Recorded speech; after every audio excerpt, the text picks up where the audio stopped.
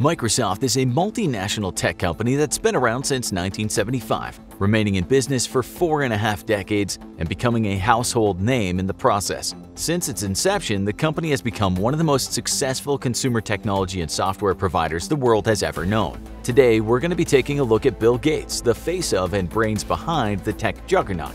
As one of the consistently richest men in the world since 1987, Gates' name is probably one you've heard pretty close to 100 billion times. Our question today is how he managed to earn $100 billion in the process. Philanthropist, developer, investor. These are just some of the roles Bill Gates has played over the years. Born October 28, 1955 in Seattle, Washington, as William Henry Gates III, Little Bill would later go on to shape the future of the consumer computing industry as we know it today. The entire landscape of technology that Microsoft has played a part in influencing would look completely different if Bill had followed the career path his parents, Bill Sr. and Mary, had wanted for him at a young age, namely law. It was clear to Bill in his early life that his family expected he would follow in the footsteps of his father, who was a prolific lawyer. Young Bill was apparently very small for his age and suffered bullying at school as a result of this. Little did his bullies know that Bill would grow up to be one of the richest people in the entire world. He also spent a lot of time reading, so much so that his parents had to ban him from doing so at the dinner table.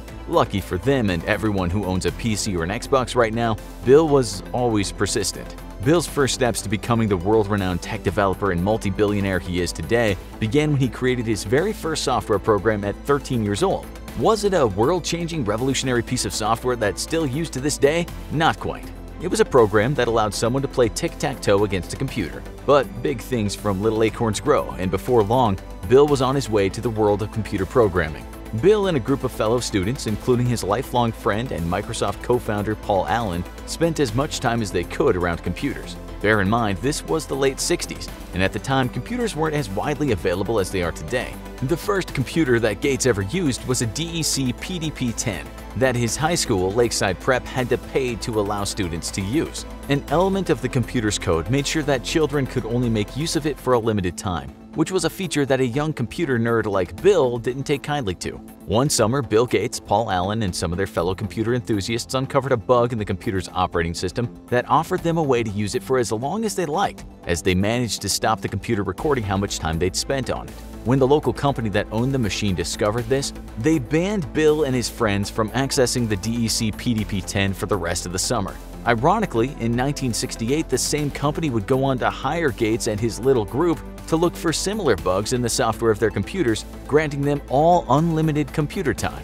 In a sense, they were among the world's first white-hat hackers. Along with Paul Allen and his other friends, Bill Gates formed the Lakeside Programmers Group as a way of finding practical, real-world applications for their impressive computer skills. When their previous employers, the Computer Center Corporation, shut down in 1970, Bill and his team started working on the University of Washington's computers in their free time. It was later that same year that Gates and Allen, in a sign of things to come, went on to start their very first company together. The pair developed Trafodata, a company that sold a computer program designed to count and measure the flow of traffic to local governments. A few years later, in 1973, Bill began studying pre-law at Harvard University, joined again by Paul Allen. The pair would spend countless hours in the university's computer center talking about the possibility of starting their own firm together, specializing in software development. Their shared dream was about to become a reality. That following year, an electronics company called Micro Instrumentation and Telemetry Systems, or MITS, was developing the Altair 8080 computer, designed with the intention of making computers more accessible to the general public. Learning this, Gates contacted MITS to tell them that he and Paul Allen had developed a version of the basic programming language that would run on the Altair 8080. Had they? Absolutely not. But when MITS expressed an interest, Bill and Paul wrote the necessary software in around 8 weeks. Impressed with their work, MITS offered Bill and Paul enough money to drop out of Harvard and fund the startup of the newest business venture, you guessed it, Microsoft. Driven by the ethos that computers would one day be on every desk and in every household, Bill worked on developing software that anyone could use and used strategic hiring practices to ensure they only allowed college graduates with impeccable records to become part of Microsoft. After making details with various companies, purchasing and modifying software from one and getting others to ship their computers with that software, by 1983, Bill and the rest of his growing team at Microsoft had developed the first version of Windows, their new operating system that supported, wait for it, use of a mouse. Okay, that seems pretty normal by today's standards, but in the early 80s this was revolutionary. So much so that there was a fair bit of contention at the time, with some claiming that Bill had stolen the idea for a graphical operating system with mouse compatibility from Steve Jobs, founder of Apple, and that Steve in turn had stolen the idea from Xerox. The competition was hot because everyone involved was aware that the frontrunner of the consumer computing market would practically be printing money. As the computer market grew, so did Microsoft. It became a public company in 1986. This meant that investors could now purchase shares of the company's stock at only $21 per share. The day Microsoft offered its shares to the public, Bill Gates became a millionaire. Only $99,999 million to go. The money kept rolling in as during the 90s access to the internet caused a boom in the home computer market, and Bill's Windows 3.0 operating system became the most popular for use in household personal computers. It's worth remembering that at this time Microsoft and other companies like it, such as Apple, hadn't started producing their own computers yet and mainly dealt in software, not hardware, at least not yet. By now, Bill had already amassed a wealth of billions of dollars. Forbes had included him in their annual list of the world's wealthiest people since the earlier days of Microsoft in 1987. But it wasn't until 1995 that Bill skyrocketed to the coveted #1 spot. He almost consistently held the title of the wealthiest person in the world between 95 all the way to as recently as 2017, when he was surpassed by Amazon CEO and known Lex Luthor lookalike Jeff Bezos, who currently holds Bill's former title. However, with an estimated net worth of $107.1 billion, we'd imagine Bill isn't too caught up about being only the second wealthiest person in the world these days. Even though Bill achieved enormous success from his humble beginnings, he has at times been criticized for having cutthroat practices when it comes to business. Despite this, Bill has become known, away from his work creating Microsoft, as a very charitable figure. Forbes quoted him as saying, "Money has no utility to me beyond a certain point. Its utility is entirely in building an organization and getting the resources out to the poorest in the world." In the mid-90s, Bill and his wife Melinda Gates founded the William H. Gates Foundation, later renamed to the Bill and Melinda Gates Foundation, to fund various health programs all over the world. It's now, at the time of this writing, the largest private charitable organization in the world. In addition, Bill, alongside Melinda, ever the book lover, provided generous donations to libraries in North America through their Gates Library Foundation, which later became the Gates Learning Foundation.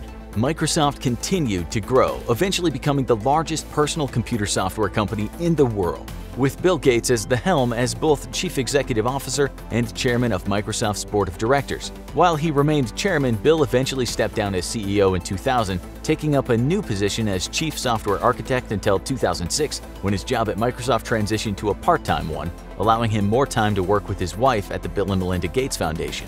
Say what you will about Mr. Gates, but the fact that he was gradually reducing his role within the massive corporation he'd built from nothing in order to focus more on charity work alongside Melinda is highly commendable.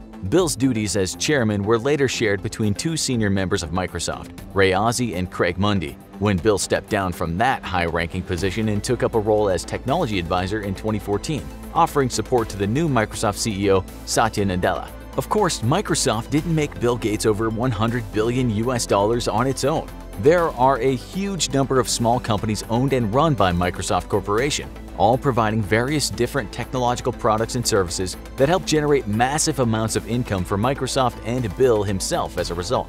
While it would take a much longer video to list every single one of the products and services Microsoft has released or been involved in creating, here are just a few examples of some that bring Bill the big bucks. For starters, as well as their numerous modernized versions of the Microsoft Windows operating system that they've produced since that first version back in 1983. One of the most famous in the Microsoft family of products is their now synonymous software, the Microsoft Office Suite. First introduced in the early 90s, Office packages together a series of applications with a wide range of uses, both for home and workplace computing. There's Word, their famous and aptly named word processing software, Excel, which is designed to produce spreadsheets, PowerPoint for presentations, and a number of others. Their simple, user-friendly interfaces have earned them immense popularity worldwide. In addition to this, being available in 102 languages, compatible with most computers, and being subject to frequent improvements have all helped make the package's success perennial. Even today, Office retains its status as a cash cow for the company, contributing directly to Microsoft's $36.9 billion in revenue in 2020 alone.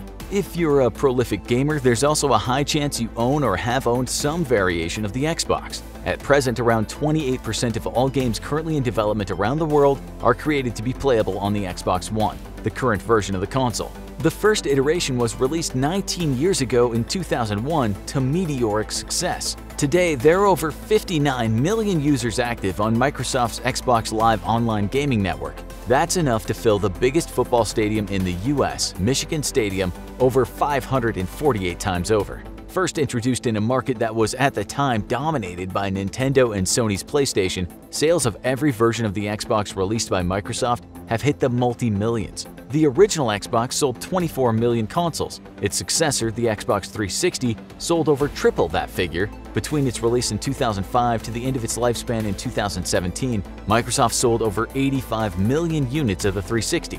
On top of that, they've sold 39.5 million Xbox One since introduced in 2013. If we put all those figures together at its original retail price, the Xbox made almost $7.2 billion US. The 360 brought home a whopping $25.4 billion, and at present the Xbox One has raked in around $20 billion USD. That means all three Xboxes have brought Microsoft and Bill Gates a grand total of $52.6 billion in the past 19 years on the physical console revenue alone.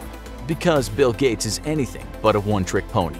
In conclusion, Gates has managed to take Microsoft from its humble beginnings back in 1975 to the massive multinational corporation we know today, and through a number of vastly profitable endeavors, it's brought him obscene wealth. At the same time, Bill's money has never caused him to sacrifice his generosity, still to this day spending vast sums of money on charitable causes. So you might ask, how did Bill Gates make $100 billion?